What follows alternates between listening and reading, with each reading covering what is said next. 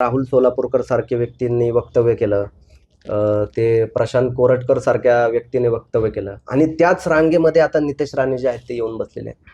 त्यांनी एका युगपुरुषाची अशा पद्धतीनं बदनामी केली आणि एका धर्माच्या चौकटीमध्ये जे आहे ते त्यांना अडकवण्याचा छत्रपती शिवाजी महाराजांना त्यांनी प्रयत्न केला. छत्रपती शिवाजी महाराजांचा लढा हा मानवतेसाठी होता. ते हिंदू धर्मामध्ये निश्चितच त्यांनी जन्म घेतला. हिंदू धर्माचे रीतिरिवाज वगैरे जे आहेत ते फॉलो करायचे. मात्र ते कुठल्याही विशिष्ट धर्माचा, विशेष करून इस्लामचा वगैरे द्वेष करायचे अशातला काही भाग नाही. आपण म्हणतो छत्रपती शिवाजी महाराजांच्या सैन्यामध्ये मुस्लिम नव्हते. अहो, औरंगजेबाच्या सैन्यामध्ये मग हिंदू होते असं सांगायचं का आता?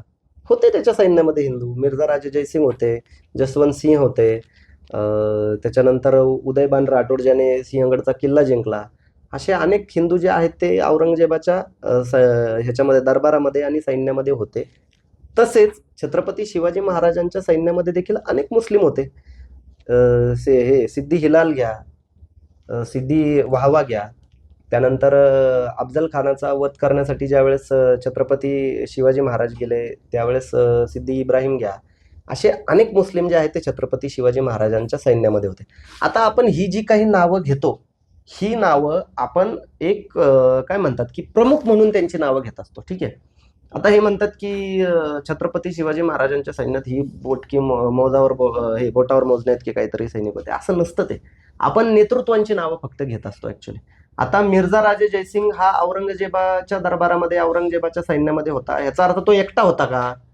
त्याच्यासोबत हजारो हिंदू सैनिक जे आहेत ते औरंगजेबाच्या सैन्यामध्ये होते.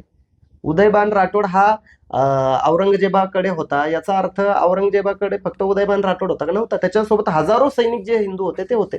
शहाजी राजे हे आदिलशहा आणि निजामशहा या दोन्हीकडे ते होते. ह्याचा अर्थ काय ते शहाजी राजे एकटे होते का त्यांच्यासोबत? नव्हते. त्यांच्यासोबत अनेक हिंदू जे आहेत ते सैनिक वगैरे शहाजी राजेंसोबत देखील होते.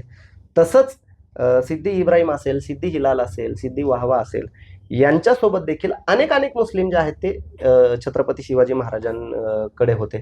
आता तुम्ही म्हणाल की छत्रपती शिवाजी महाराजांच्या ह्याच्यामध्ये वकील पण होते, ते मदारी मेहतर वगैरे जे आहेत ते देखील होते, ज्यांनी छत्रपती शिवाजी महाराजांना आग्र्यातून सुटकेसाठी जे आहे ते मदत केली.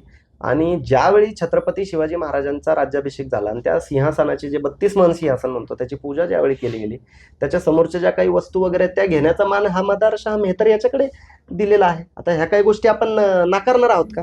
मग या सगळ्या गोष्टींमधून प्रतीत काय होतं की तुम्हाला छत्रपती शिवाजी महाराज जे आहेत ते एका विशिष्ट धर्मामध्ये कैद करायचे आहेत आणि ते कैद करून ह्यांचा राजकीय जो अजेंडा आहे, यांच्या राजकीय पोळी भाजण्यासाठी हे छत्रपती शिवाजी महाराजांचा वापर जे आहे ते अशा पद्धतीने करतात. ह्यांना खरं तर या गोष्टीची लाज वाटली पाहिजे. हे नितेश राणेंसारख्या व्यक्तीला देखील या गोष्टीची लाज वाटली पाहिजे की एवढ्या वर्षापासून जे आहे ते एका पुरोगामी चळवळीमधून ते आलेले आहेत आणि आज एवढ्या नांग्या त्यांना टाकाव्या लागत आहेत.